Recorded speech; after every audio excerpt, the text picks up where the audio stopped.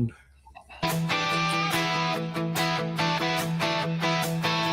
This ain't no backyard story. This ain't no quiet tale.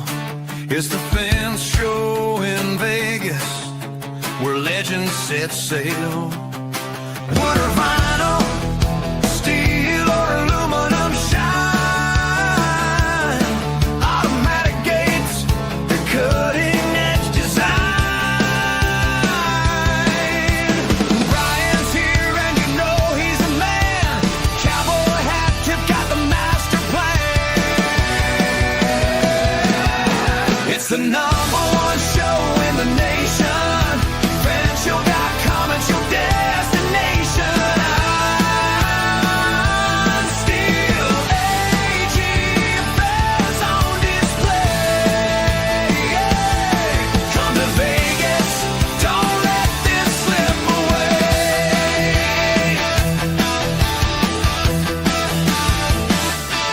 The strip's got its glitz, but we've got the grid. Access control so slick you won't want to quit. Every post, every panel, standing tall and proud. At the fence show, we're drawing a crowd. From ranch style dreams to city gates, this is where innovation waits. Vegas lights, the desert's call. Fence show's got it all. It's the number one show in the nation. Fanshow.com, it's your destination. I'm still AG fans on display. Come to Vegas, don't let this slip away.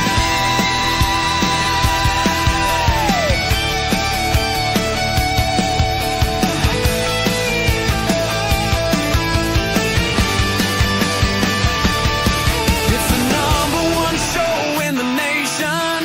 Fanshow.com, it's your destination.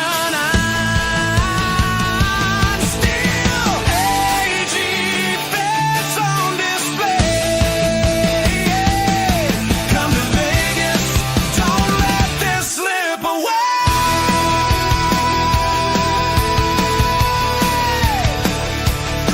Come to Vegas, don't let this slip away.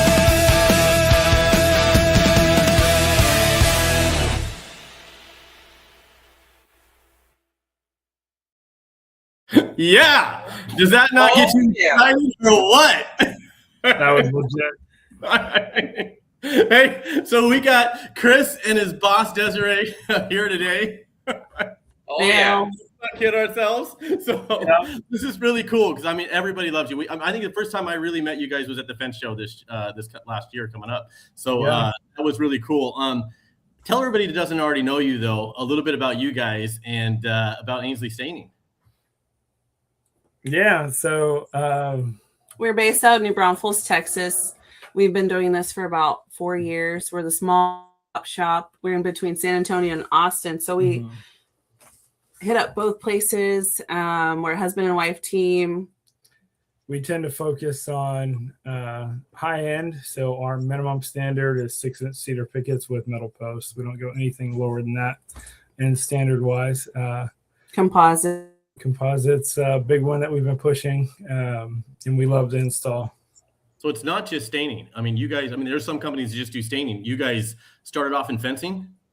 So we started off unsure, right, of what we wanted to do. But it was forced from COVID, right? COVID, I started doing handyman stuff, and I realized to do what I love, which was staining, right, when I was in the field. But as I grew and my crews grew, I realized we wanted more, and I wanted to take on the fencing industry.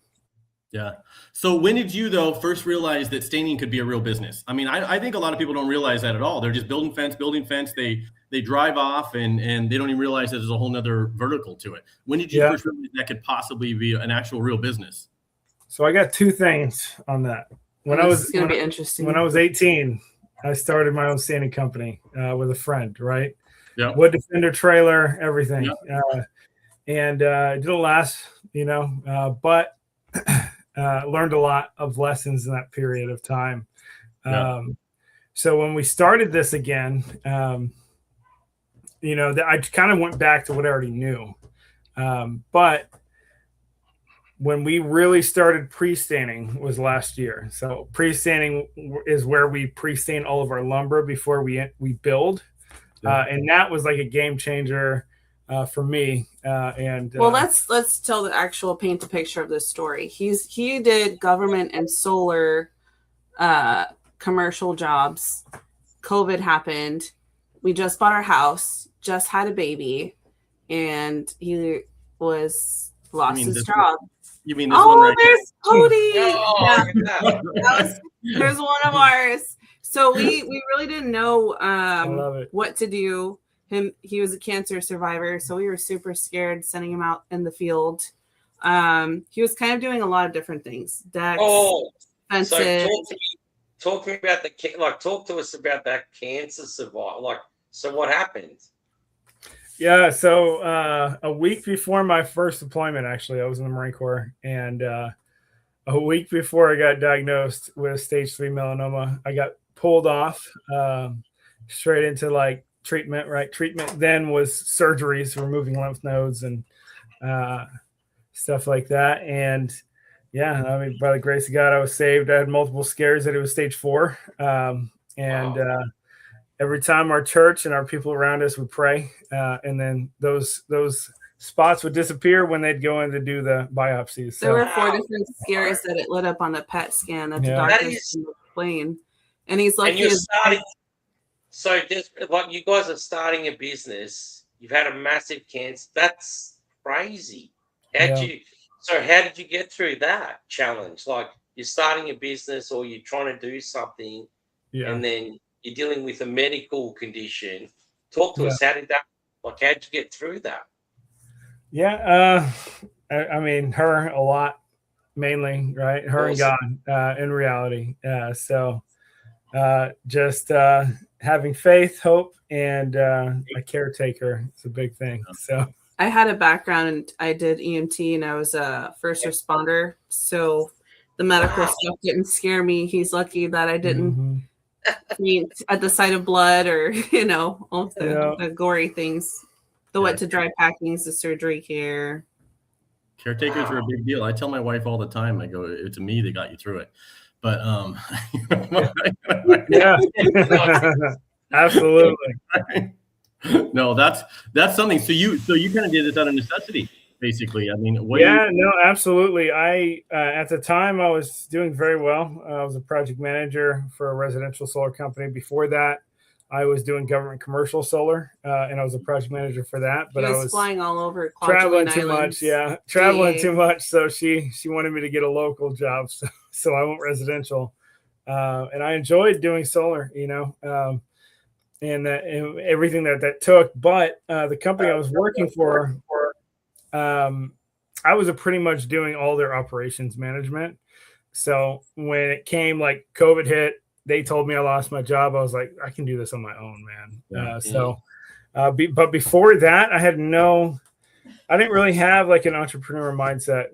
I really didn't. And it changed everything. Yeah. Wow. Yeah. So I saw him doing a bunch of different projects, and I kind of teamed up and helped him. I said, we need to make this a niche. We need to narrow it down because you're jack of all trades, master of none. And so I helped him circle back and say, you know what, you did the staining thing. Why don't we make something of this? Yeah. So what was the real turning point for you guys? You've gone through trying to change something in your own personal life, minus the business. So what was the real turning point where you're like, you know what, we're going to do this and we're going to focus on it? And tell us a little bit, what was that turning point? I would say in 2020 to 22, that was the period where it started out as I'm just doing this to get by. 2022, we did the actual breakdowns of how much we were making and selling each month, right? And like what we were The actually reality producing. check, right? Yeah. The kicking the nuts. Yeah. And we were like, you know what? We really should do this, right? So we should like actually like full, which we already were, but just more dedication, right? Less subcontractor, more. Yeah. He's the lead. And that's when we filed for our LLC and got all the paperwork together. And we're, you know what? We're the contractors in New Braunfels now. So, You know, Las Vegas fence, like even when I first, even before that, either fence companies and stuff I'm working on for decades. When I first started, I think like a lot of us, I mean, it goes right down to ads in Craigslist, or I mean, standing in Home Depots and looking for people who are buying materials, saying, "Hey, you need someone to install that." So, you know, so the typical job we had when we started is typically not the same type of jobs that we do now. As our licensing changes, our insurance, and our experience.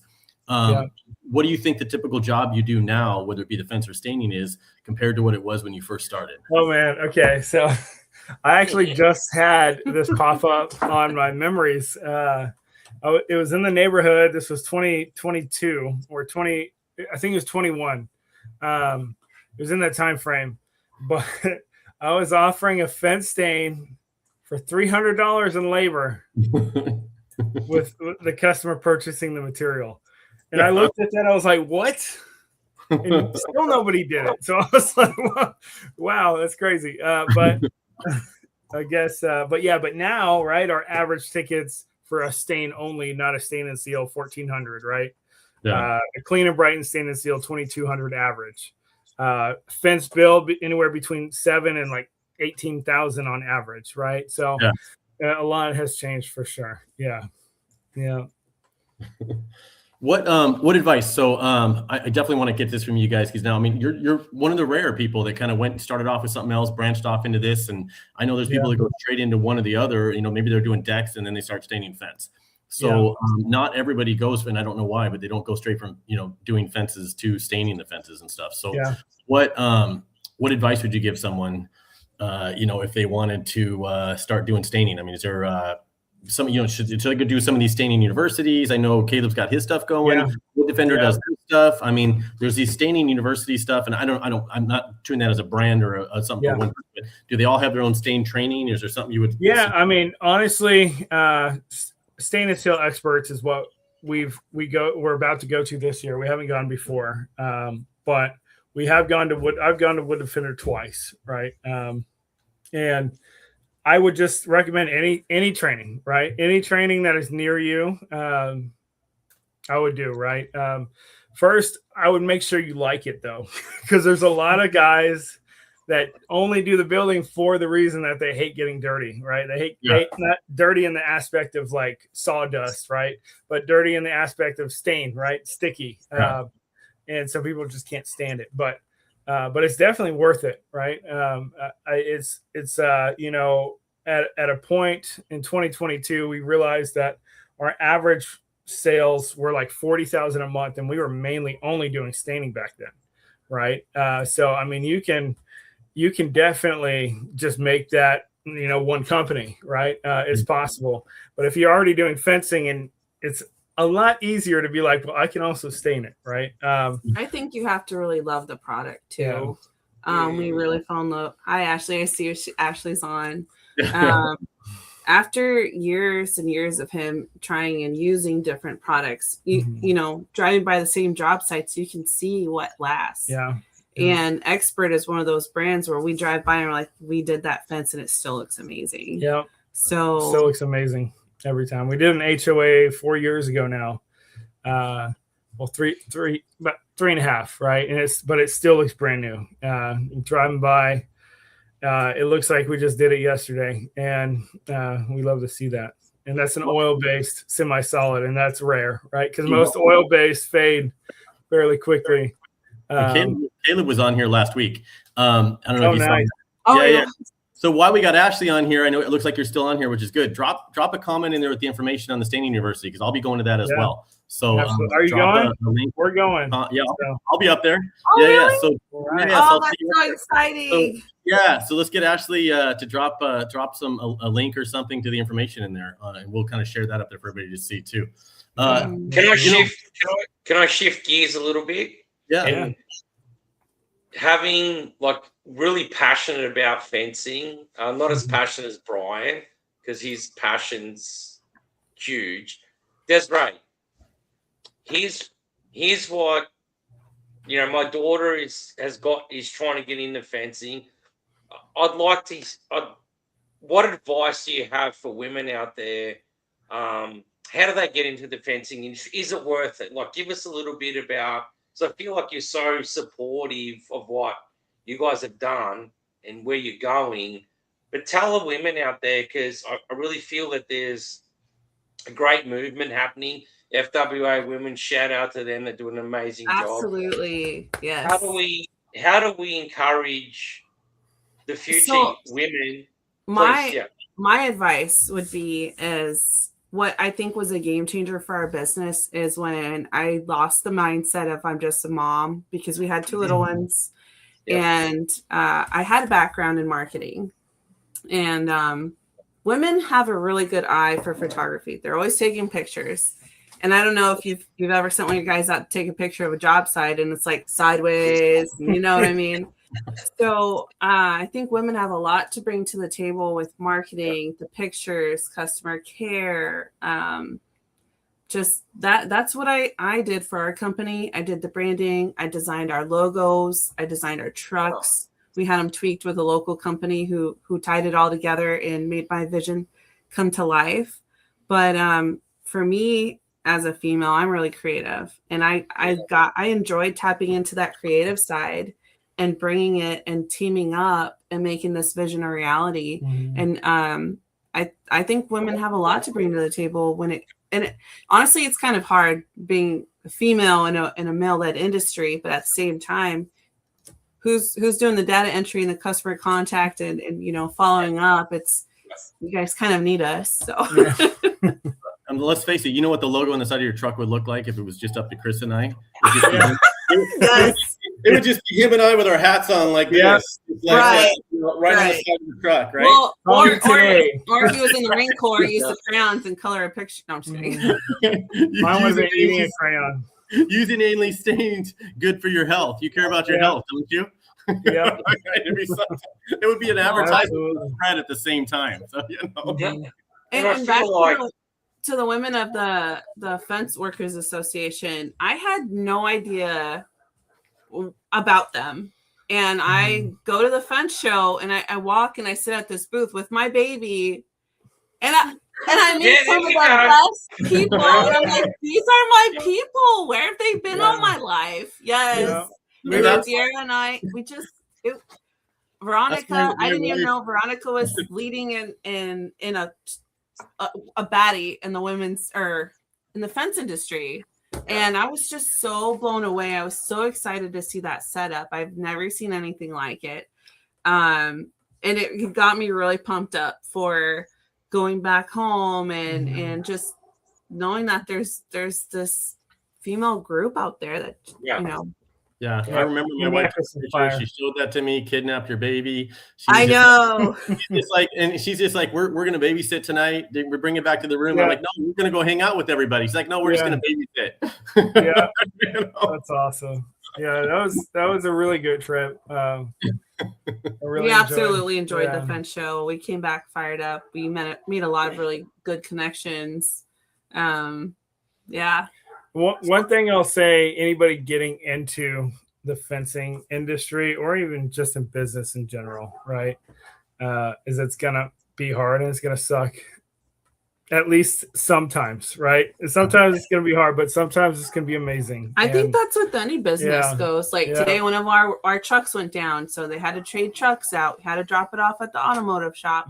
I think just being a business owner, you just have to roll with things in the face of adversity. Show up no matter what. And I think one of the biggest lessons you learned from that was when you're facing cancer. Let's be real. Yeah. I mean, it's definitely been a passion of FWA, and how FWA really got fired up was because I realized that when I started the fence company, I didn't focus as much on the resources, even for myself. So realizing that it's a great industry and it's one of those few industries that we have to protect where you can be installing fence for somebody, but you have also the option of starting your own company, and you can start off with just you and yourself, or you and your brother, and one truck working out of the back of your small pickup truck. 3 months later, you've got a full flatbed truck, and 6 months later, you've got 2 trucks, and by the end of the year, you've got 3 or 4. It depends on how hard you want to work. So I think it's worth protecting that, and it's it's something that anybody can get into, and you can make a good living for your family and have freedom, and get a house and get vehicles, get a boat if that's what you want. You can put your kids through school. It's a great industry. And I know, Sasha, you don't do a lot of wood, though. I mean, you sell, of course, you don't install fence. You obviously did a lot of installation stuff before in the past, but you never did a lot of wood. You do a lot of steel, right? Right. Yeah. So he likes to smell that galvanizing. So he doesn't want nothing to do with it. Get right into the steel and just weld it up and get those fumes into you. But I'm a painter's son. So my dad owns it.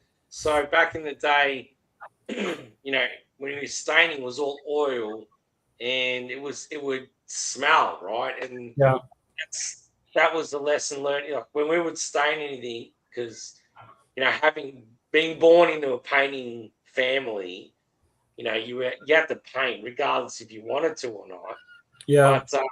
But tell me a little bit about the staining today versus staining back in the day, where I think Caleb was talking a lot about, when you would stain back in the day, it wasn't that the stain was good. It had chemicals in it that were making it smell, right? So today it's a little different. You still want the oil-based stain, but it's different. Tell us a little bit about it. So one of the big reasons I really switched to primarily using Expert is because of their low VOC content. And that essentially means just it doesn't have a bunch of added chemicals, right? And you can just tell if you go in the store, get an oil-based stain, read the ingredients, or open it and just smell it. You can tell. You can just tell the difference. And for a long time, I would just buy the store-bought stuff, right? I would say from like 20 to 22, right? When I really started trying to get brand recognition, making sure we're offering the best products possible. We went through a lot of it, even Cabot. We used everything. Thompson. Yeah. And there's pros and cons for some of them, right? Like polyurethane or hardening surface stuff. Me personally, though, if it was my choice, I would never stain anything unless it was with oil. Expert Stain and Seal, true oil-based stain, right? That is the best way to go. And, back in the day, from what I've heard back in the day, they used to use like just tar and stuff, right? Or motor oil was a big thing. Ryan's using it. What do you mean? Trucks out. Hey, man, it works. If it works, it works, right? No, it doesn't work. Don't encourage it. I grew up in Elmer's glue and magic markers. So once they took all the scent and the smell and the chemicals out of the stain, I want nothing to do with it. Yeah, there you go. How are you supposed to have a good time? Yeah. Oh, come on. So that's not that program. This is not that. Even though there's low VOC, you still should wear a mask, Brian. Okay. Please, safe. Where's OSHA? So before we wrap it up, you guys, tell us, where's Ansley Staining going? Where's it going next? Where's it going in the future? What do you got? Right. You got some plans? Anything big happening? So you go ahead. Well, this past year, Christopher finally got 100% retired from the VA. So I think the next step forward would be trying to aim for those government contracts, connecting him with the veterans-owned SBA. I forget what it's called. The certifications. The certification, for the and then veteran, being able to take on disabled veteran statuses for government commercial projects. Yeah, nice. That's our goal. It's a huge transition, right? From what I've been looking at, but I think it's worth it, and I think. My goal is to be in multiple locations. I want to be in Dallas. I want to be in Houston, and I want to be, North Austin. So that's my goals.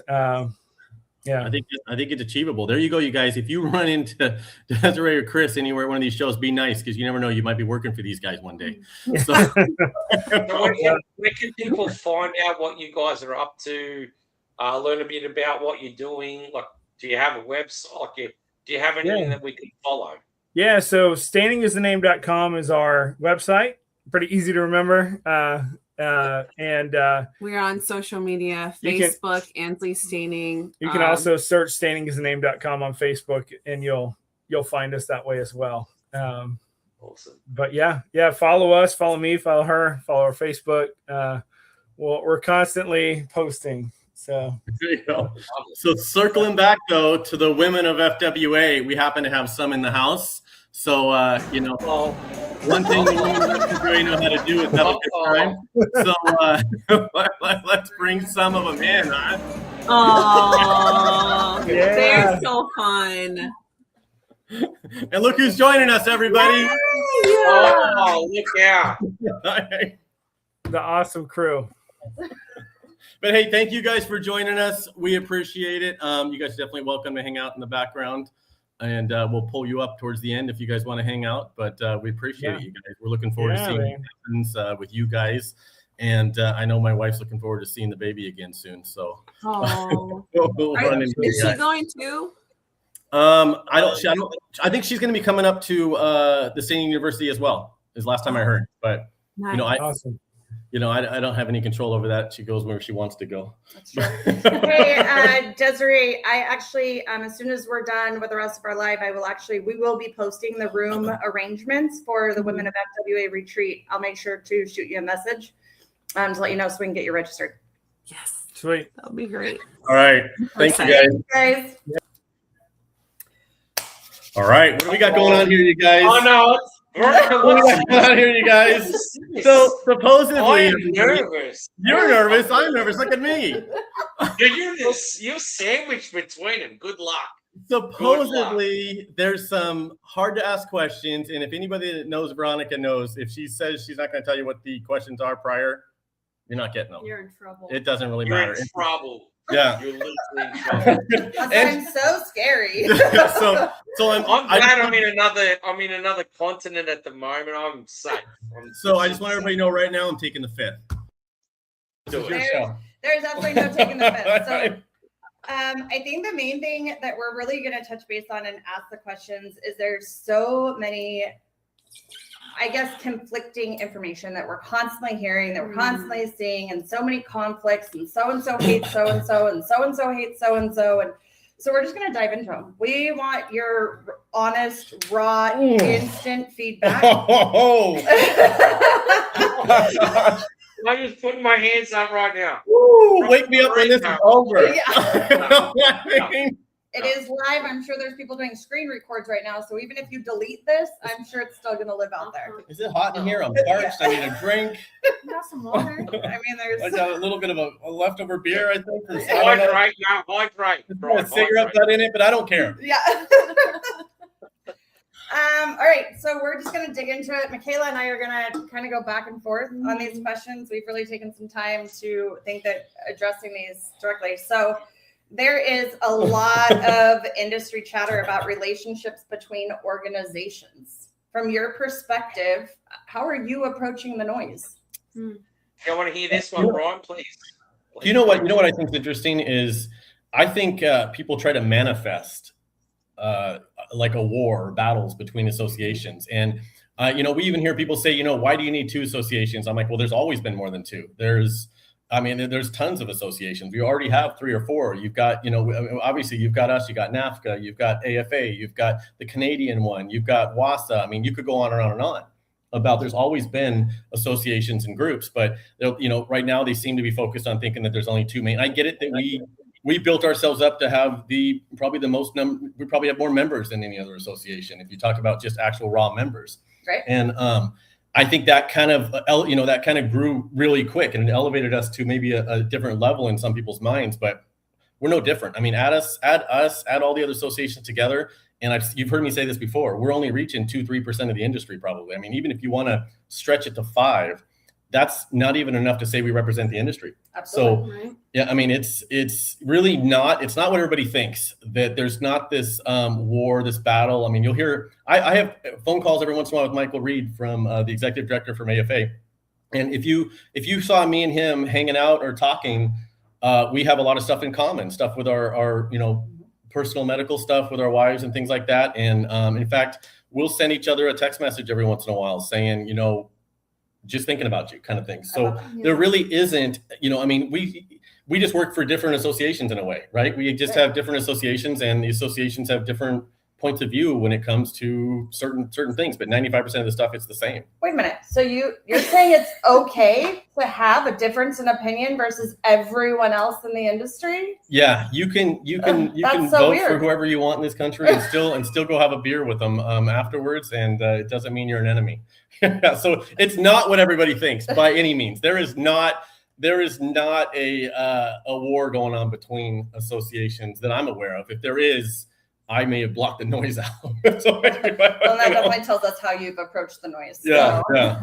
It's not just wars. It's like, who cares? At the end of the day, we're all in fencing, and all of us are passionate about is how do we take care of fencing women and men in our industry. And that's really what this is really all about. The noise is the noise. Brian's being very politically correct. I'll be unpolitically correct. This is why Sasha on the screen. Yes. So How do we mute? Hang on, mute. Wait. No. yeah, put me on mute. So it's okay. It's okay for people to have their opinions. And yes, people are going to say things. And yes, there's been things said that I believe are completely inappropriate and should not be said. But at the end of the day, if we're really honest with ourselves, we're in the fencing industry to take care of the industry. Yeah. So there's plenty of room for everybody.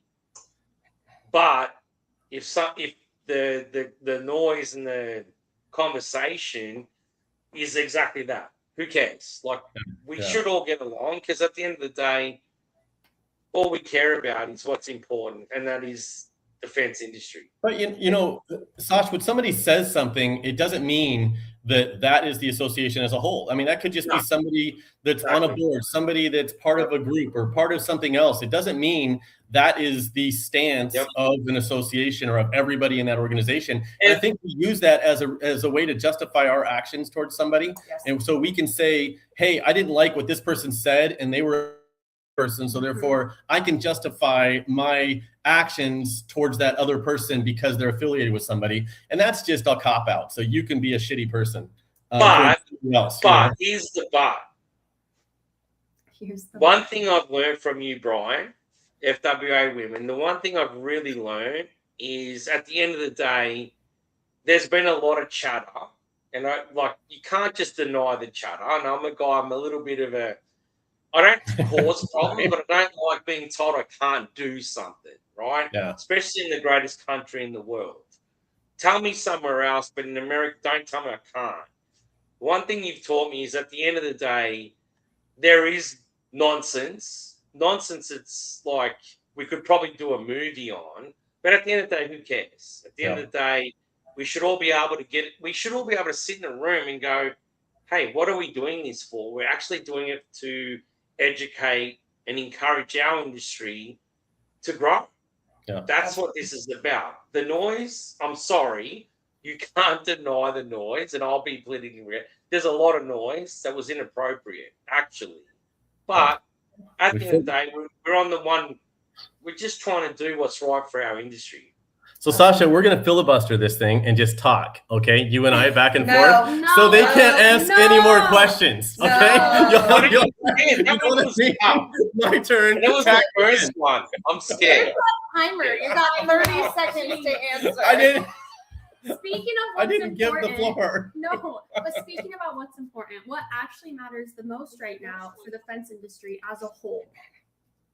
What do I think matters the most? Yes. Yeah. I think I kind of said this with Desiree and Chris, is protecting the not just protecting, and sometimes people think I'm just trying to protect small businesses when I do this. I'm not. Small businesses, we are some of the toughest son of a on the world. Oh, you don't have my title on here, so yeah, okay. You got to watch your mouth. So in order, I mean, you would have to be a tough son of a bitch to quit your job and decide you want to be a business owner, and much less if you don't have the backing of a large company or something else behind you that's funding this whole thing.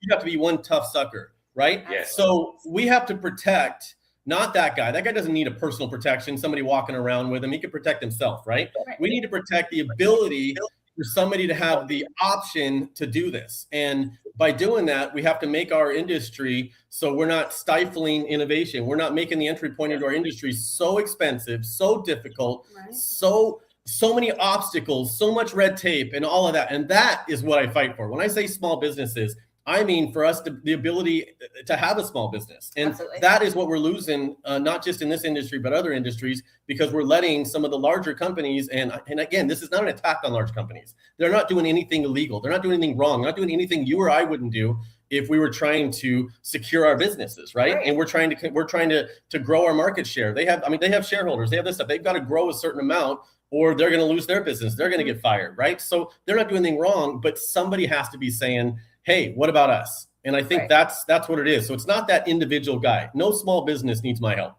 These guys are tough, and they could do it on their own with or without me. Well, and a lot of times I think that they don't even realize what's going on behind the scenes, you know, sometimes. And I guess the best analogy I can give, you know, you're out of town and your house floods, you have a broken pipe, you have no idea what you're going home to when you come home, and you've lost everything, you know, or everything's underwater, and everything that you've known and everything that you've done has changed. Yeah. And a lot of people don't know that. So we're going to keep rolling with this. So do you see FWA and other organizations serving the same purpose or different needs within the industry? Answer that one, Brian. I want to hear this one. I'll say this. I'll say, you know what? Everybody deserves representation, or not even representation, because again, I don't think anybody needs it. The big companies don't need our help, and the small companies don't really need our help. But I think that just like we need to protect the right for small businesses to operate, those, you know, we need associations that represent the large manufacturers and the large distributors and the companies that can afford to buy all the sponsorships and throw all the money at everything and do sponsored golf trips and buy 50. I know now I'm in the show business now, right? Yeah. I can tell you, those are the ones that buy 100 by 100 booths. So if you're ever curious who's kind of behind some of that and wants to in a way stifle some of the innovations time out, Brian, time out. He's the one lesson why Founders Fence is so behind FWA and FWA, what you guys are doing is because the lesson is people still need a voice. Yes. You're very politically correct, and at the end of the day, I still need a voice from look, we're a nobody company. We're a small supply company trying to work in our industry. And without FWA and FWA women's voice, my daughter wouldn't be in fencing, right? That's a big passion for me. Is how do I get that's the new generation see that, hey, dude, I want to do this. And without that voice, no one needs anyone. But we do, actually. We need a voice. We need someone to go, hey, no, Sash, it's okay. You need this. And the one lesson I've learned with FWA is there are a lot of fencing companies that didn't know where to buy fence. And that is wrong in my books. So what FWA did wasn't attacking nothing. It was about, hey, who cares about the noise? Let's get together as an organization and as a group. We're all doing the same thing, trying to provide for our families. How do we do it? And that's what you guys did. Yeah, I agree. I guess when it comes down to it, like I said earlier, nobody really needs us. Nobody really needs. And we're in business. We're going to continue on. And I went my entire life in business until 3-4 years ago. I didn't know anything about associations. I couldn't have told you a single board member. I've probably been to one trade show in 20 years. So I mean, we can obviously succeed without it. It's just nice to have people you can call in the community, and once you get involved, you realize that all of them. It doesn't matter if you go to a fence show, a fence tech.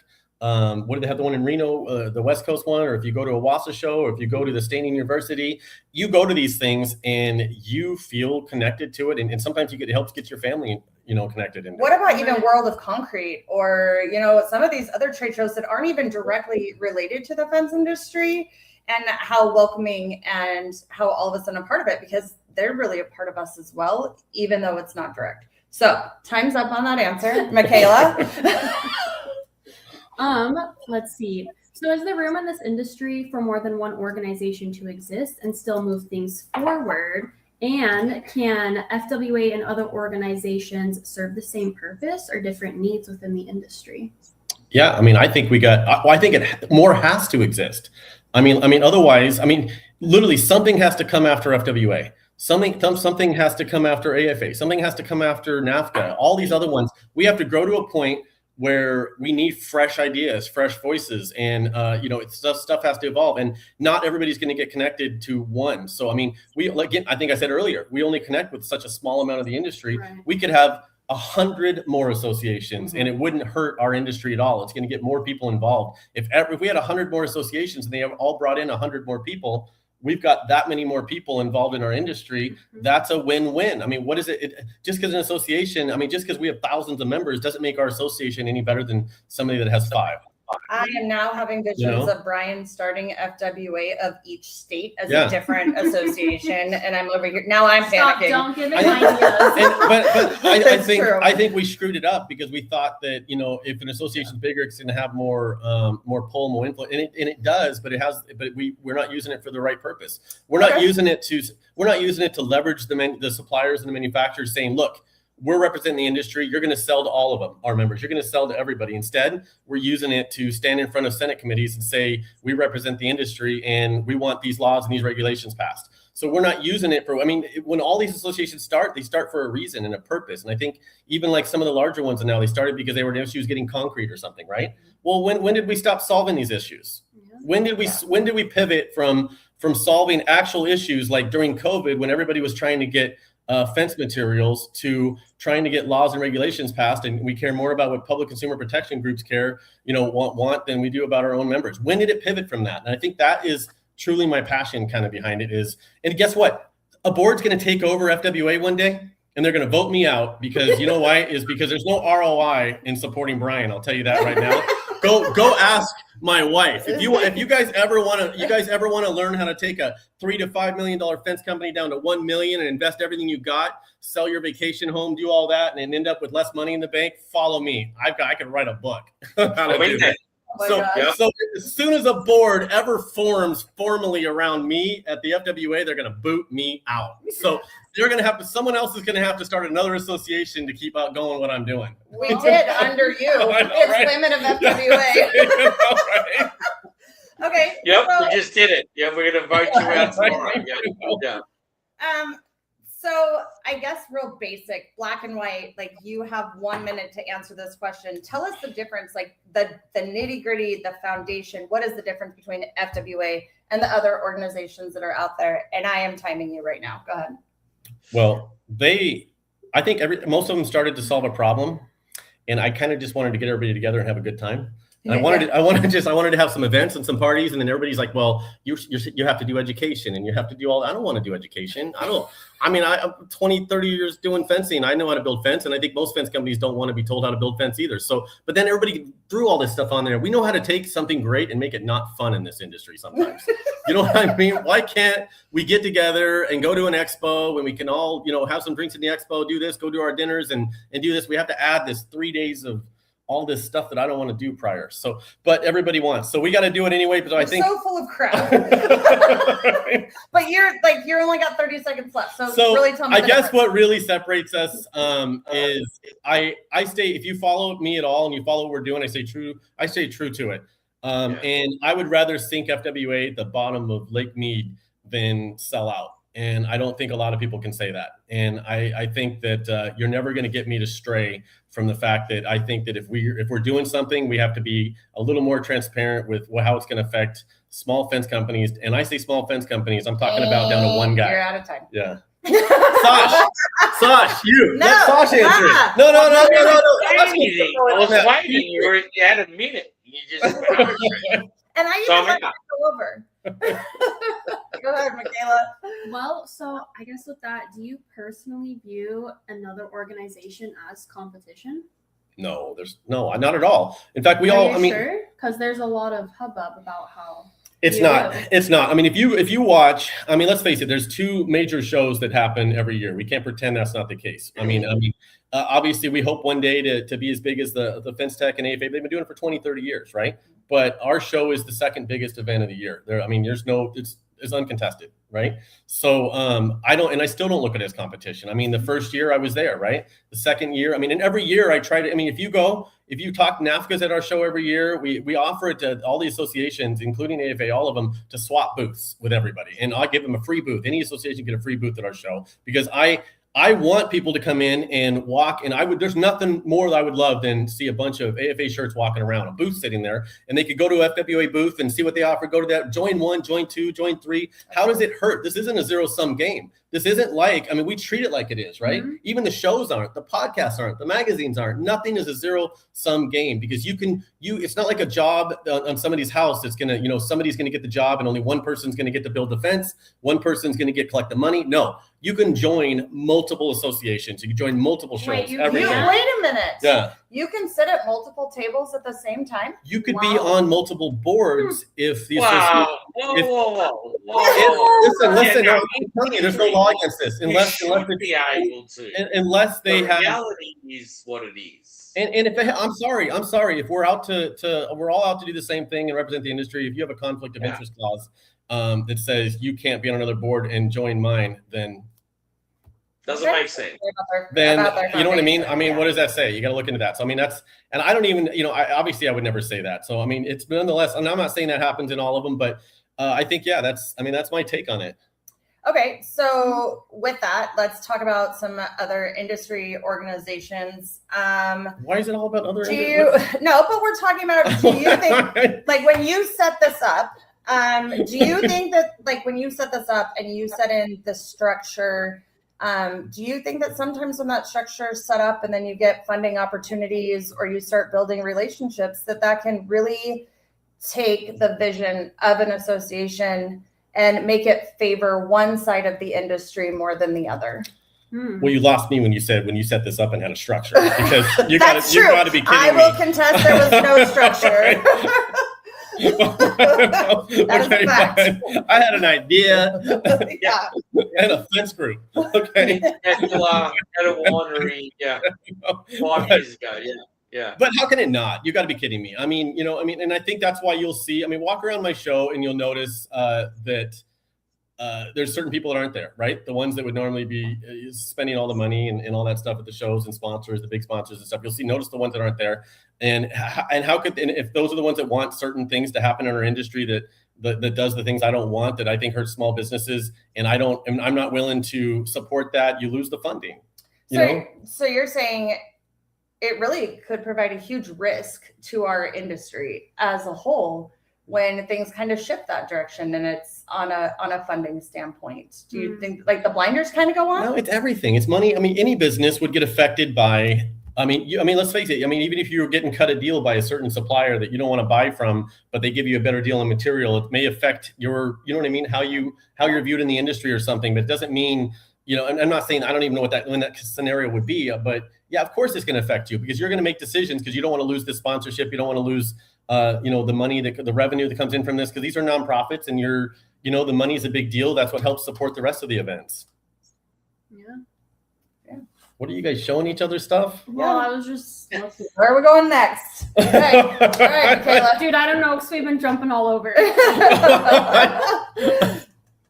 Go ahead. This is rough, you guys. I want to go back to just Sasha and I just, you know what I love? You're copying it, and I'm just sitting back going, go for it. Sasha's like, this is dig it deeper hole, Brian. Keep digging. Dig it. Well, so I guess, is there anything FWA intentionally chooses not to do? So even if that leaves space for another organization to do? Well, I think what we don't do is we don't do a lot of training and education for once you're already in the industry, once you've already been in it for a while, and unless you're trying to learn something new, and that's because it's already saturated with it. I mean, we've already got everything designed for people. I mean, if we've already got advanced classes, if you're doing gate operators, advanced fence training, advanced all this. And I think in the beginning, we didn't have enough, beginner stuff. And I think obviously 4 years ago, you would have to wait to find a hands-on training class, right? Yes. So, I mean, since once a year. Since we started, I mean, hell, I mean, I could throw my phone and hit a hands-on training class going on somewhere Very behind true. me, right? So, I mean, everybody in the world's doing. I mean, that's great.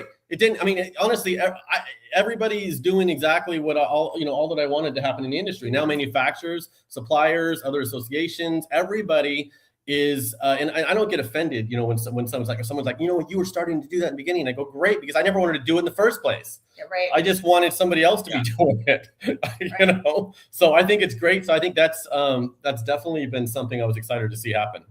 Yeah.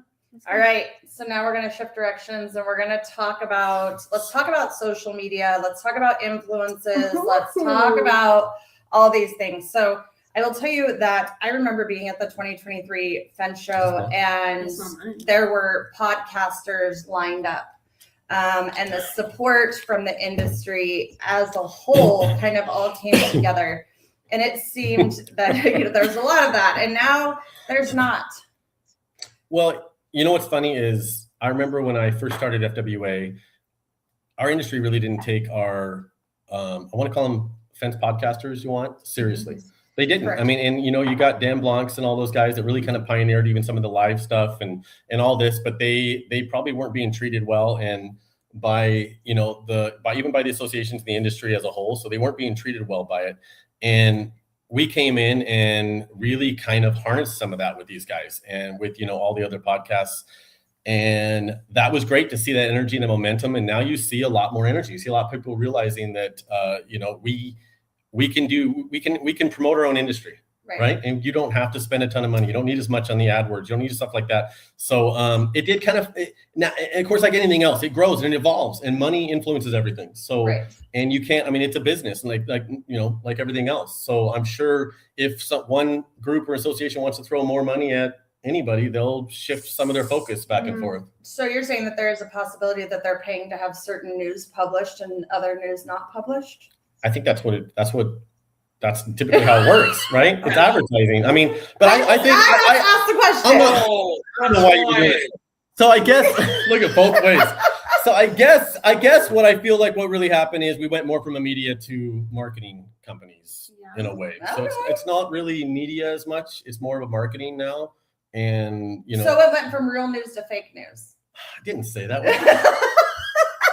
I don't think. I guess I think we're more. I think in the beginning I was a lot more excited because I felt like it was more media based and it was about what was going on in the industry and as a whole. As a whole, and I think I loved that about it, and I loved that energy and that vibe. And when you would talk to people, you would be.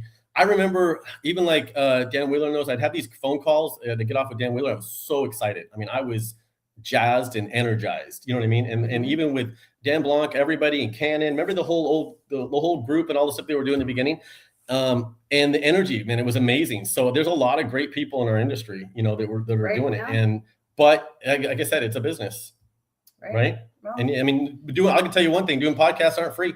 Yeah, it takes a lot of commitment, time, and even this may be an hour here, but a lot of time is spent. Absolutely. That you're not on there, and a lot of money, time, equipment, platforms, traveling around and going to these events. It's not free for these guys to just get on a plane and go somewhere. So, I mean, even the money that you might get for, associations or something to come, a lot of it goes to expenses and time away from work because a lot of them have full-time fence companies. Absolutely. Right.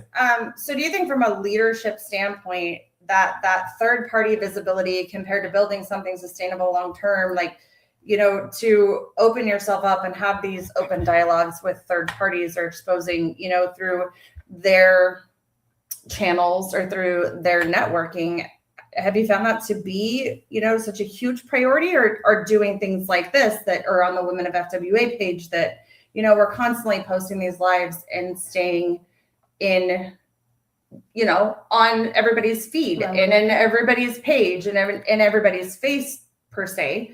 Do you find one to be, did you find a huge shift when that disconnect happened? Well, I don't know. Well, what disconnect? Why was? Well, what I'm saying, He's like, I'm saying like "That's news to me." the shift in like we were talking about, we had podcasters that were there in 2023, right? And then now all of a sudden that's kind of changed and it's kind of evolved. Have you found there to be such a huge change, or I don't as know. far as involvement on it? I don't want to necessarily say that. I mean, I'm always happy when people are succeeding, and seeing the shows grow and seeing it. Mm-hmm. I think what we really lost focus on maybe with some of this is and even like you said, we feel like it's a competition even amongst, all of that and the viewers, but you can view multiple podcasts, you can do all that. And obviously, some people do get drained saying I watch too many of these, I don't have time to watch another, but what's the true goal of all this is supposed to be? And what it's always been for me is, I mean, look at Desiree and Chris, right? Yeah.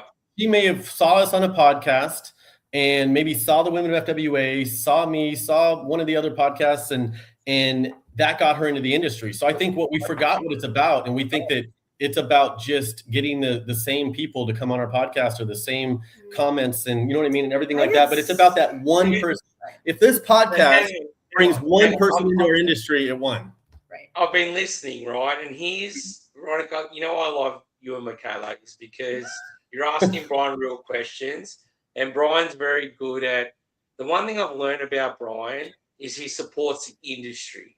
Yes. Me, I'm a little different, right? Because I came out of certain fields and got affected, and I take things a little bit too personal. I'll be the first one to admit it. But when FWA started their first show to where it is today, without FWA, and because there's plenty of room for us, I'm with Brian, there's plenty of room for associations, but at the end of the day, we need to support each other. Don't care what we're doing. We're in fencing. And the biggest the biggest argument that I have and the biggest disrespect that I feel that we're doing to each other is stop it. We're in the same, we need to support. Yes, I'm with Brian. Go to FenceTech, have a booth. Go to FWA, do it. Support FWA women. Support the women movement in AF. I'm in, but support it. Stop playing games and let's support each other.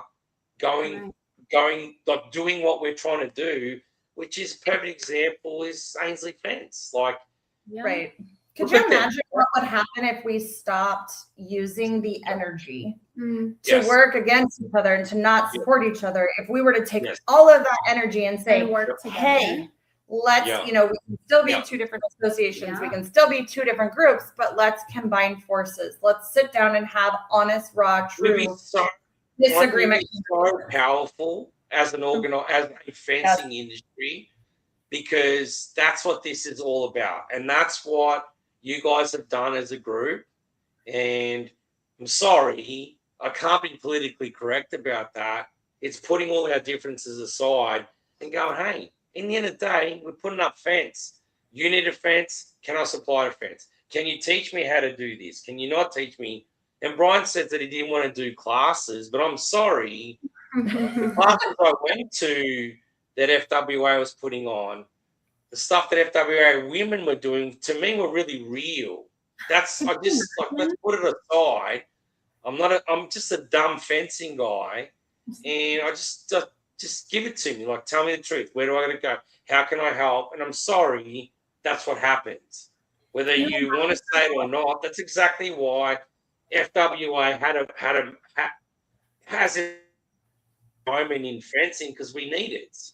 But had all of us got together and kumbaya and blah blah blah blah blah. I only say blah blah blah when I don't say blah blah blah. We would be so strong though if we had a woman in the industry, and I would love, to open that olive branch, which has been there. Which has been there, because we've actually logged into meetings that another association has had for women in the industry. And, we're very much, we're a member of this association, and we're a member of this association. And really at the end of the day, we just want to hang out. It would just you be guys so are members powerful. of other associations? I know, it's weird. Crazy. Okay, so speaking of, you're attending FenceTech this year. And there's a whole lot of chatter on social media about why in the F would you be attending Fence Tech? Oh, Well, I mean, I don't know if people have heard me say this before, but nobody wins if any show doesn't succeed. Yeah.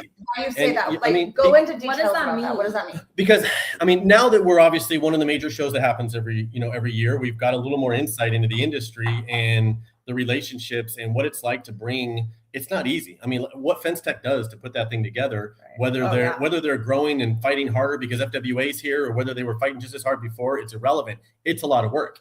And to try to convince, I don't care if you've been doing this for your second year, 3 year, 4 year, 10 years, getting somebody out that hasn't done one of the shows in the fence industry, whether it be the fence show, whether it be Fence Tech, whether it be one of the other events going on, to try the fence industry out is not easy. They don't take us seriously. I mean, that's the reason you don't see as many of the big tool companies and stuff. It's really hard to get new people to try our industry out, right? So what if I busted my butt to bring in some new manufacturer that he was doing a lot of concrete shows and door shows and all these other shows, and we convinced him to try our show, and the fence show happened to be his first show, and the fence show wasn't a good show. He may not do Fence Tech.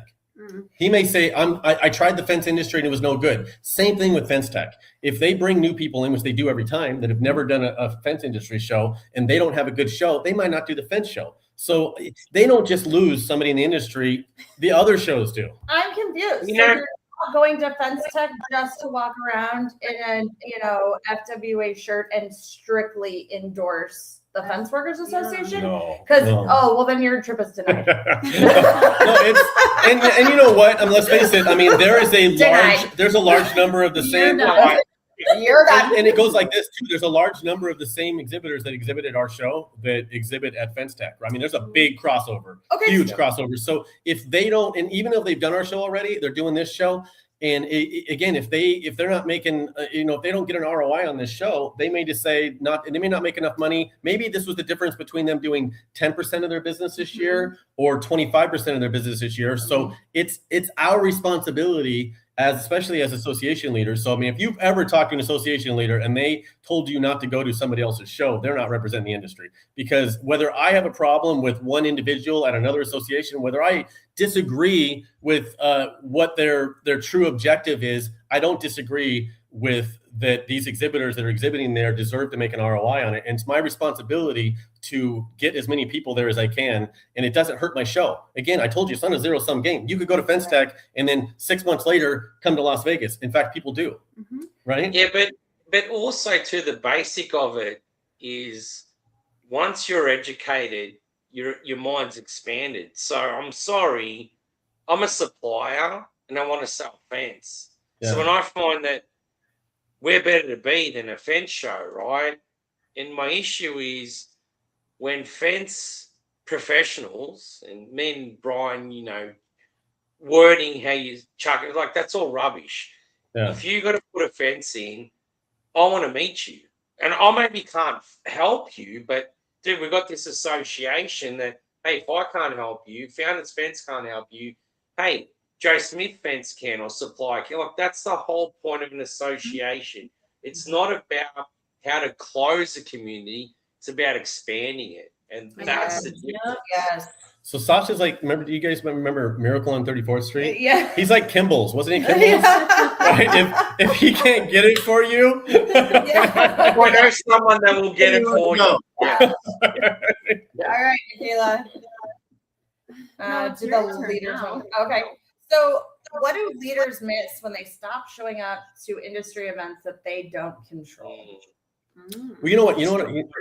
It's funny that you say that, because you know what I find interesting is a lot of the groups and organizations, they're, especially some of the larger ones, they're fighting for influence, right?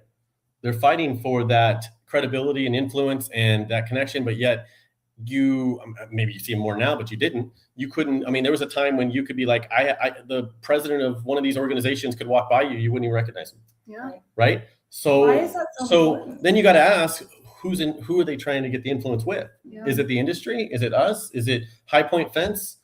Right? Was it Las Vegas Fence? Was it SWI?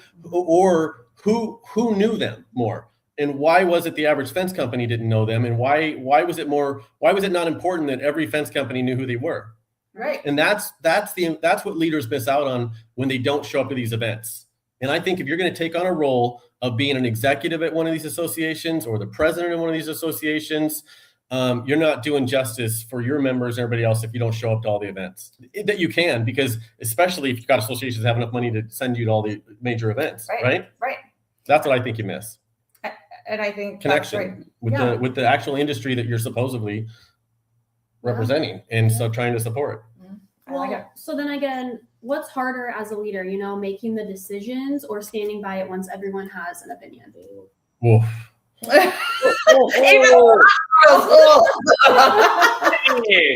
My gosh, I'll tell you what's hard is Sash. If everybody knows, Sasha and I are really close. I mean, we talk a couple times a day. I mean, it's and it's he knows he's probably been through every heartache I've had going on with the association from the beginning, and I've taken a lot of bullets, man. I mean, I've had a lot of stuff that that's been said about me, or it's been people saying, "You believe these people are saying this and this and that," and it's just, and you have to remember and stay focused on the fact that it's, again, it comes back to they're just trying to justify how they're acting, and the only way you can do that sometimes is to look at the end of the day, without you guys just keeping it real, at the end of the day, who cares, right? The one thing I've learned from all you guys in FWA is, like, at the end of the day, we've got to support the industry. And my whole passion is, where's the future? Like, where is the future in our industry? Like, we're going to close off things and go, you can sell here, you can't, like, or you not can, like, who cares? Because that's going to kill the industry when we've got all this future generation that need to find out why we love our industry. Like, Right. And for that. Yeah. How do I show the future that, dude, get into fencing? But if we're going to bicker and moan and complain about, stop it. Because our industry is amazing. And it's not just digging a hole. That's part of it. It's part of that. But there's so much that we can all do. And we've got to just let it go. Who cares? Like, there's plenty of room for all of us. Just shut up and let's just take care of. No. Hold on. We're going to put a time crunch to that, because the next question I have is actually for both of you. Oh. Okay. So how do you make sure that your influence and your voice doesn't turn into ego? Hard. It is. How do you but I go back to health insurance, right? So remember, I'm Australian, right? So we have free health. So coming to America, everyone's like health insurance, and then all of a sudden, I've been in fencing long enough in America, and all of a sudden, FWA goes out and puts its money where its mouth is and sets up this health. Like, do you know how impactful that is? Like, when everyday people are like struggling, and there's an organization that goes, you know what, it is what it is, but we're going to set something up and help you out. That's super important to an industry that's traditionally been shat on. Yeah.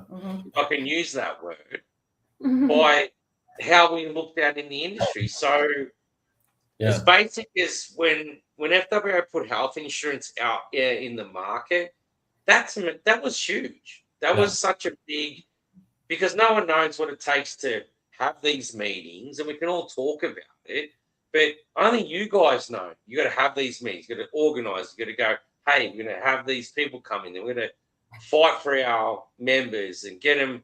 Like, I'm sorry, that's super important, and that's what we're forgetting. Yeah. We need to focus on what's important in fencing. The rest is all noise, and it's all useless. But even that, Sash, and going back to what you asked earlier, even that, I mean, even to put something out like that, it's funny is I could go out and create some healthcare plan where you have to have at least 10 people, and at least 5 of those people have to sign up, and it's going to cost you $800 a month and $1,000 a month, and it'd be the best health insurance you could try to find, this, that, and guess what? Nobody'd say a word. they would be like, okay, it's another healthcare plan. But you know, if you go and you put out something that's going to fit everybody, you fight to find healthcare under $100 a month, and you know what you get? You take a massive amount of heat for it. You get everybody saying, you know, oh, it's this, it's that. But for every one of those, you have 10 people that loved it, right? But you have to take all this heat, and you don't get any encouragement from everybody else. You don't get them, the same people that want to complain. That would have been silent, by the way, for these healthcare that they wouldn't use, that wasn't helping everybody. They'd have their mouths shut. They would be, you know, happy that it went out. They don't try to help you. You know, you don't hear the feedback from associations saying, or other groups saying, hey, what can we do to jump on this? Let's combine them together. Let's try to make this bigger. So that way we've still got as a group with power. So I'm going to flip this. I'm going to flip it on the ladies. Yeah.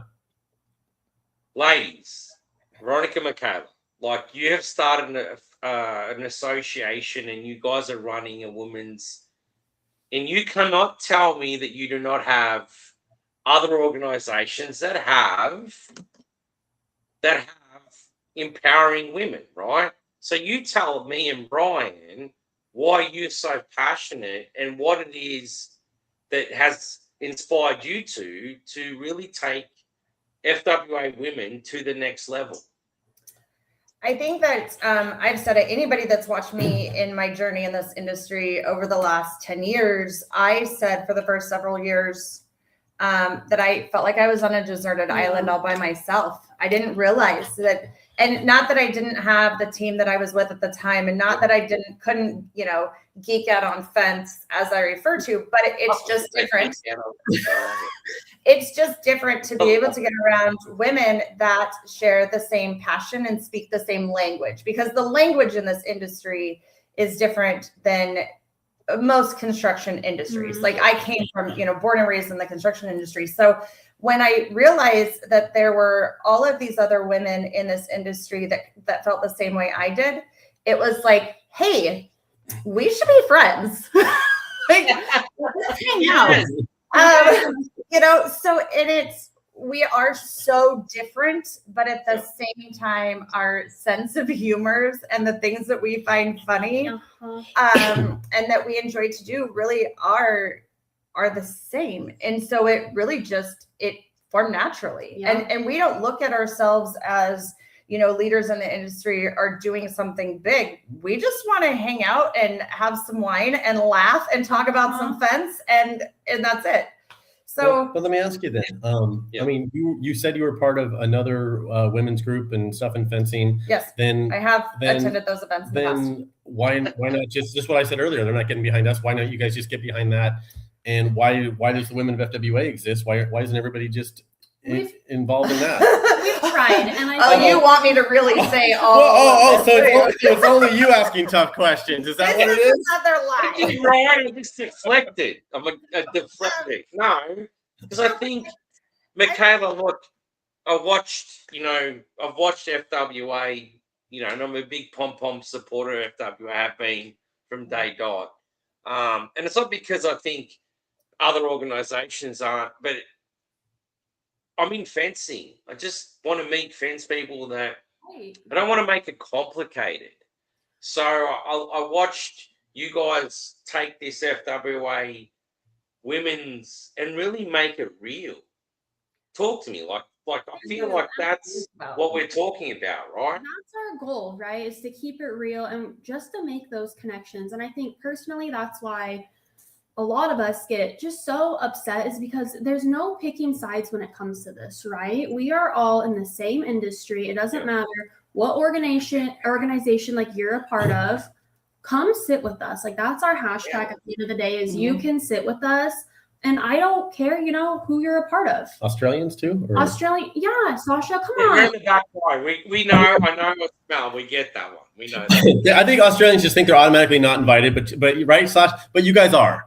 Okay. I will too. Don't forget about the Aussies. From the second, the very first time that I met Sasha years and years and years ago, which was actually at the 2023 Fence Show and Security Expo, the SWI booth was right across, and Sasha like hightailed it across the aisleway, and he's like, "You're Veronica," and I'm like, "Well, I don't know, maybe." What And weird. he's like, She's no, like, here's a rubber chicken. yeah, Thanks. I did too. Yeah. But it was, he's like, you know what you girls are doing, and to be Yeah. real and to be honest and be genuine. And he said, one of the really cool things is it doesn't matter if I'm seeing you on one of these podcasts or if I see you in real life. You're the same. Oh yeah, all fucking inappropriate and the whole night. Well, I think that goes across the board for all of us, right? Is we are Yes. We're get us all on a just podcast, us. you see us at the show. And yeah, Sasha, you've been a cheerleader since day one. So I really thank you. Yeah, for that. and we appreciate that Yeah. so much. So And there's a lot of dads out there too in our industry that want their kids, their daughters, and what you guys are your examples of. oh Lord. This is they're bad examples for sure, but that's fencing as a whole. Look at Brian. We're all screwed, right? But my whole point is, how do we encourage that generation to go, hey, it's okay, it's cool. Yeah. There's a lot of good stuff in our industry. I feel like we're divided because why? It makes no sense Why? at all. There you go, Sasha. See, you can be a cheerleader for the women of FWA, but remember, you don't have to wear the outfits. So knock it off. Whatever. Dude, down from here below, you should see what I'm wearing right now.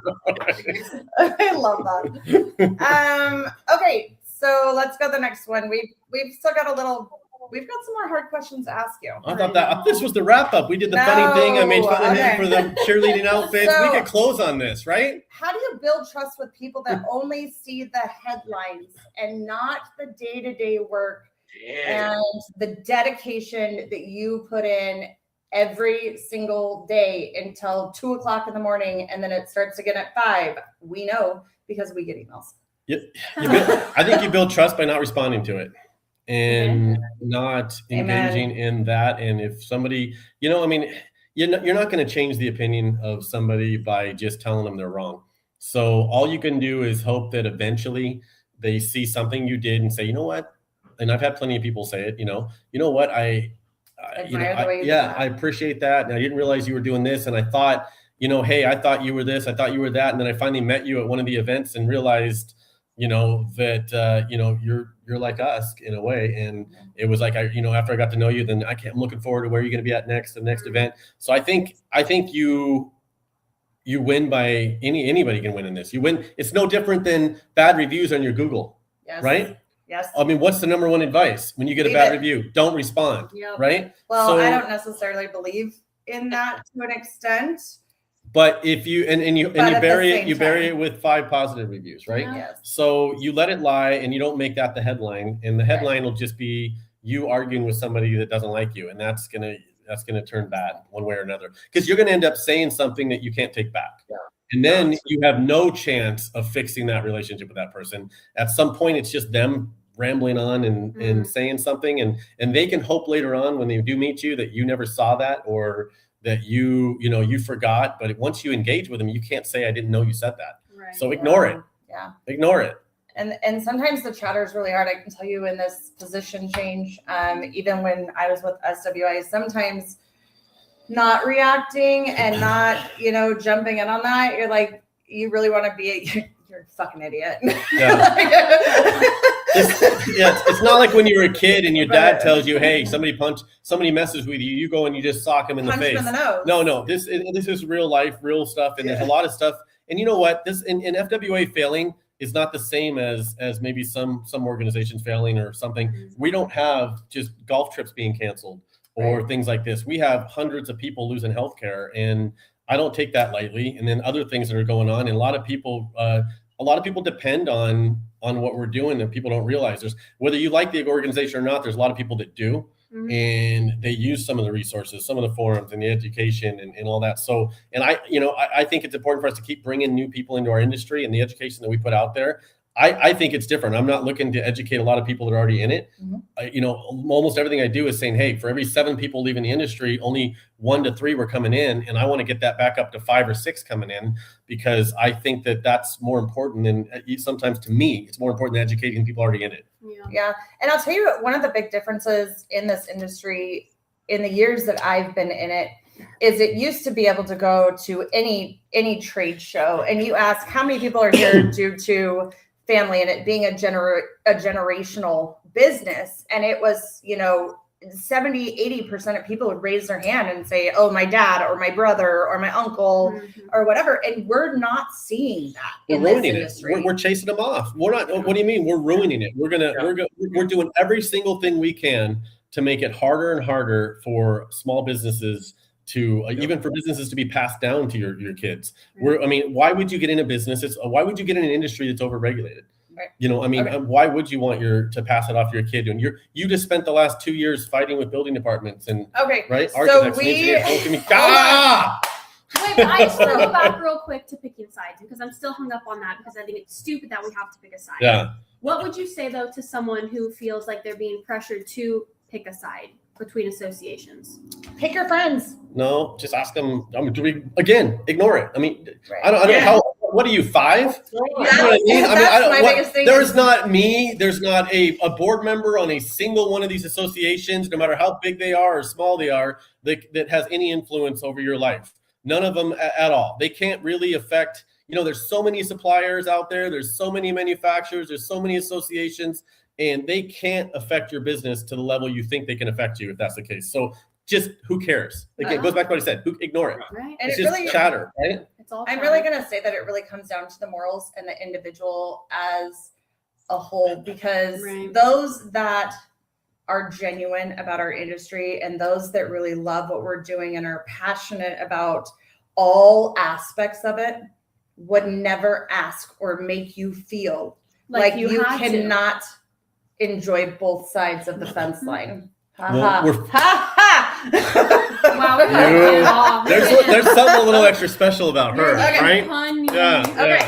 So I just thought, is that on your, what do we call it? Chat VPT? What did I call it? All right. So what do you think the biggest misconception of you is in the industry? Wow. Oh There's a lot. That's an hour-long podcast. Oh my God. What do I want kids to die? That you're a cowboy. Yeah. Right?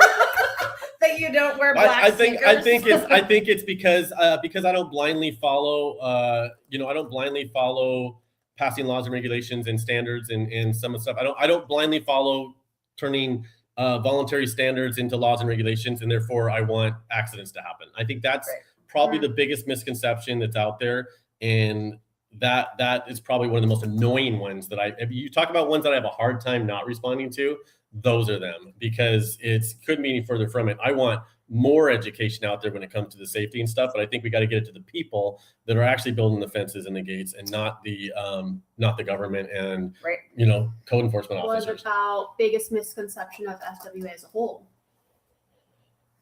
Oh, I don't know. Is there one? What would you? A misconception of us. I think that because we grew so fast, right, and because we have so many members that they think we're more organized than we are, and and I think that they're what's funny is they're not as forgiving, right? They're like, okay, and so they're looking for you to make a mistake, and like, why didn't I get this email? Why didn't I get this? And how come somebody didn't respond? But I'm like, I guess that's kind of that misconception, but we're misconception is that you are taking away from what other organizations. That's the biggest like everyone out there. The reason I love FWA and FWA Women because it's real. All we care about is fencing. While we support it 100% from Founders Fence, rest perspective is really simple. Like, dude, it's just real. Like, you're gonna sell fence. I sell fence. People got to install fence. Like, there is no stop misconception that you're trying to bring all these stuff in. Like, just support FWA, and all of us will get along and we'll be fine. There is no misconception. The misconception is that FWA is over here, and it's not. It's not. I like that over because here. we're definitely not. There's nothing FWA has done to hurt the industry. If anything, we energized it. We woke it up. I mean, we've had the sleeping giant. We've had other association stuff or other groups or whatever that were kind of asleep at the wheel that woke up because of us. There's more. I mean, if you like the direction the industry is going right now, you want us around because we energized the entire industry. So I guess, that's a big deal what we did. So we definitely didn't hurt it. So let's keep going with that. Yeah. What excites you the most about the direction that FWA and World Fence Federation are headed in right now? Like right now. You know, I can breathe right now. I feel like that we're getting years later now. We're getting kind of organized. We're getting ahead of the curve. We're getting stuff sent out in order. I know it seems silly to everybody listening, but to get some literature ordered for a show that's happening in October, or stuff like this, and have and even Michaela coming on and having her with the social media manager, and you and Susan, everybody that's kind of working together, everybody it's a whole group with more organization that I'm not as have to be involved in the day-to-day stuff. I see everything just kind of coming together, and I know it's it's a slow roll. It takes a lot for that, but I see the direction is finally getting into the point where it's going to grow organically. Yeah. What's crazy is you say it's a slow roll.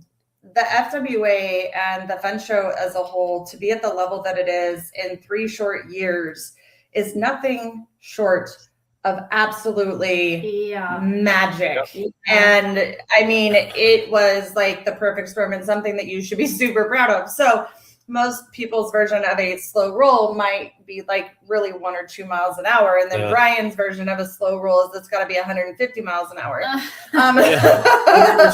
We're taking Sundays off now. So church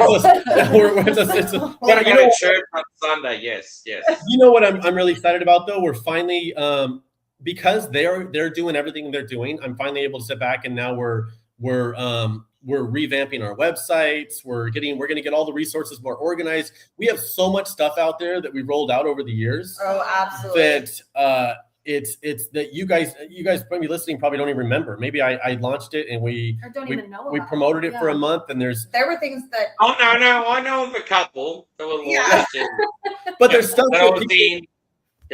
there's stuff people are using that nobody even probably if we kept promoting it, but it was just so much coming out so fast that it's nice to finally get it all organized. And we're going to have some nice new hubs, and the new fence show site was cool that just went out this week. Cool. And one which is a lot more user friendly. And then we're going to be redoing the Fence Workers one, Fence Magazine site. We've got a lot of cool stuff. There's so much going on. So it's fun for me to step back and work on that, now. And it's really awesome to watch you be able to kind of recharge and to take care of Yadira, and to not feel like you are constantly having to pick one or the other, and to recharge your batteries and kind of come in it, because you're having a chance to do things on a passion level still, and not just on a I have to level still. So it's been really cool. I think this will be the first year going into the fence show and during the fence show where I probably won't almost get a divorce.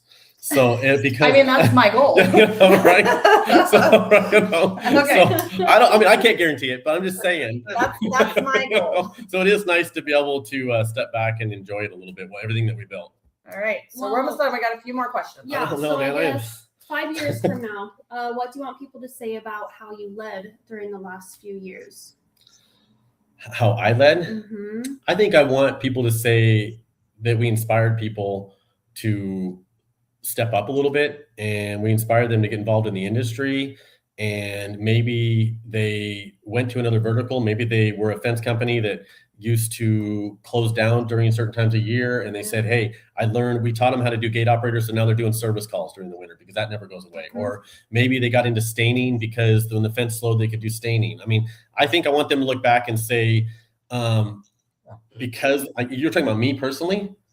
So I think for me, I want them to look back and say, you know what, Brian woke everything up, and now it's just, we changed it. I don't think you can undo what I did, to be honest. I think it's. I think it was a permanent wave. With or without me, at this point, the industry is different.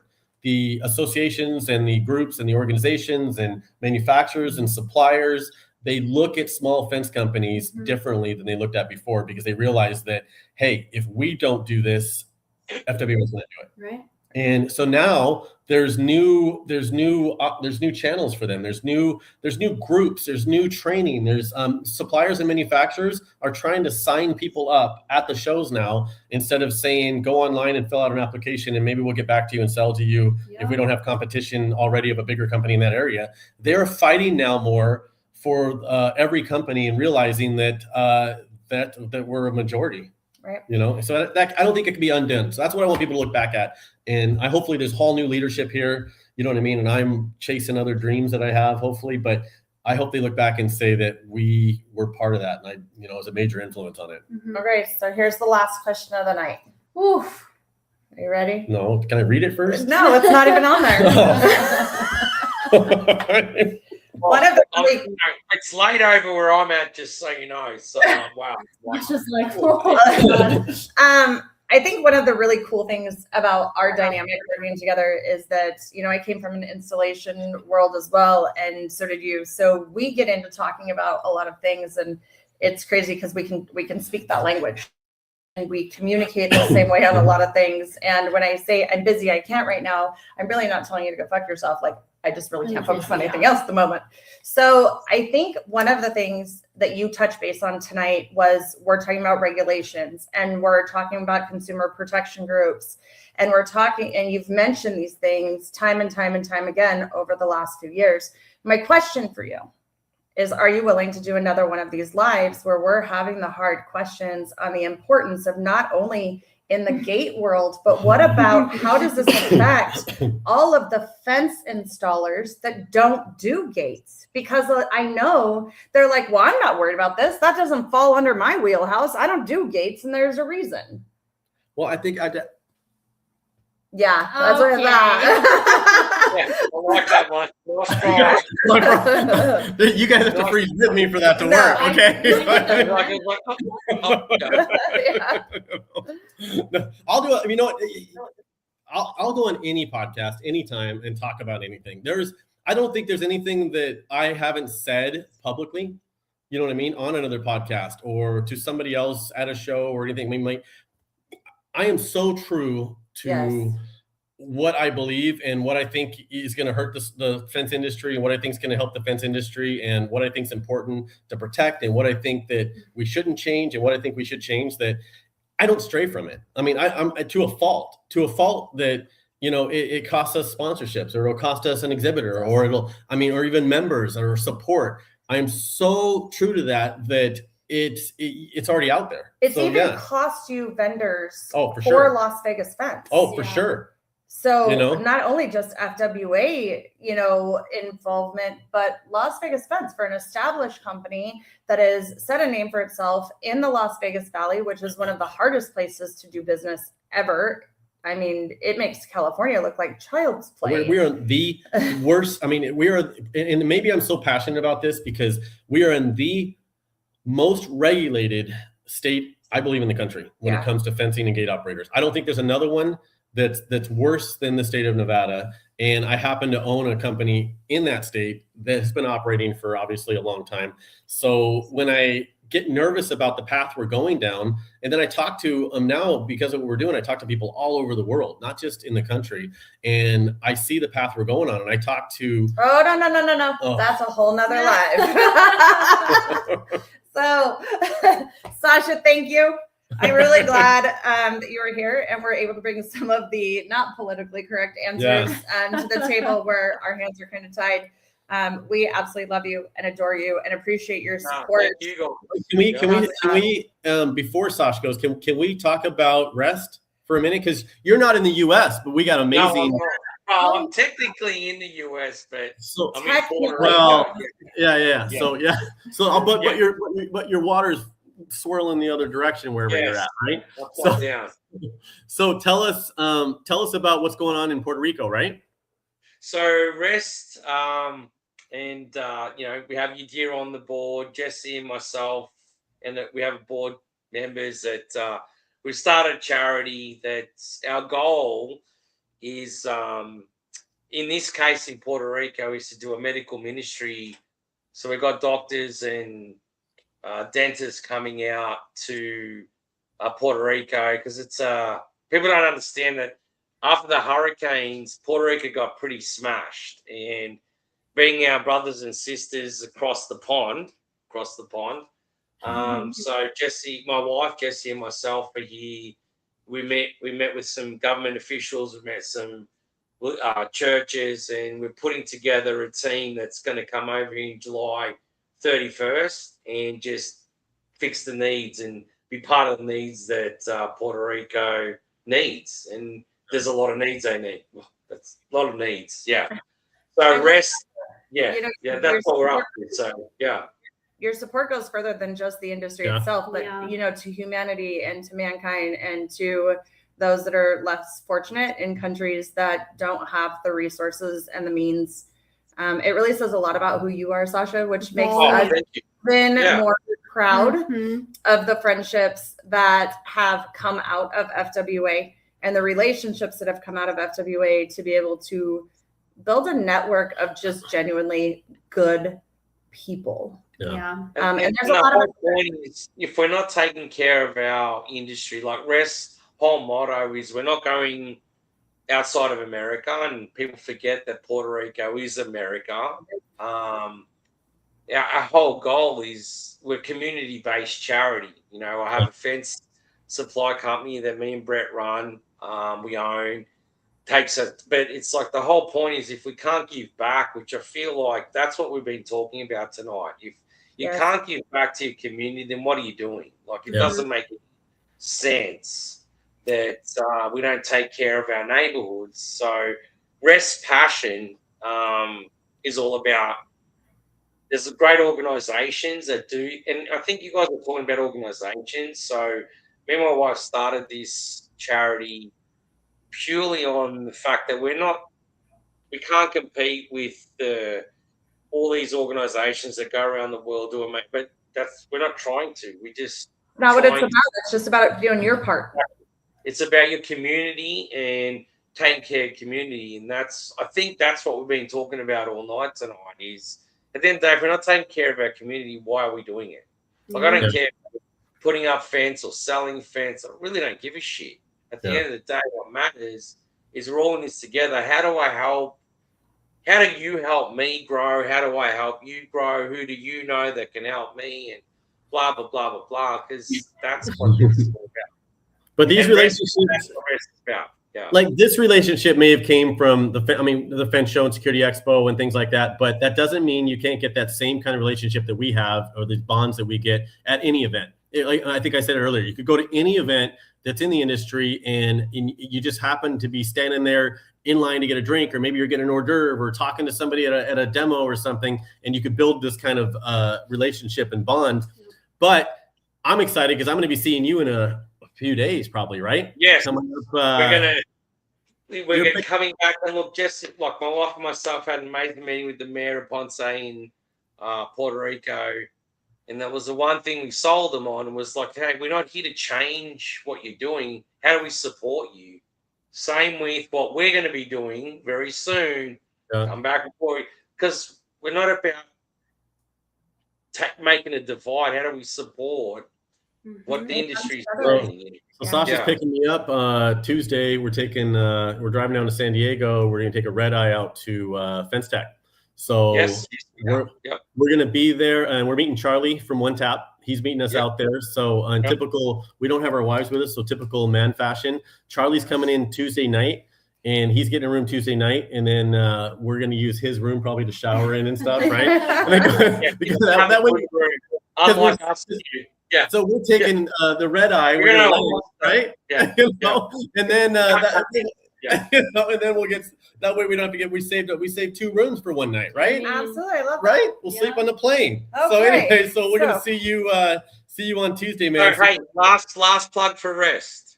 Anyone that wants to get involved, we'll send you a link. We need help. You know, money's great, support's great. Absolutely. Let's go do it. Let's go help other people. Right. Time, effort, word. Sometimes the biggest support that you can give and the biggest impact that you can make is just time. Yeah. It has nothing to do with, money and that kind of support. So I think how you donate the money is you send it to brianfredrickson@gmail.com. That's not even an email. You sell it to that email address? Is that it? GYC.com. All right. TV. Yeah. No, whoever's listening, do not sell money to that email address. It wasn't real. No. Okay. So real quick rundown, thefunshow.com website launched yesterday. We are still updating some photos on exhibitor booths. It is super cool. The team behind the scenes has been working diligently to make sure that's up and running. It's easy. Our events are all on there. We have the fence cruise coming up.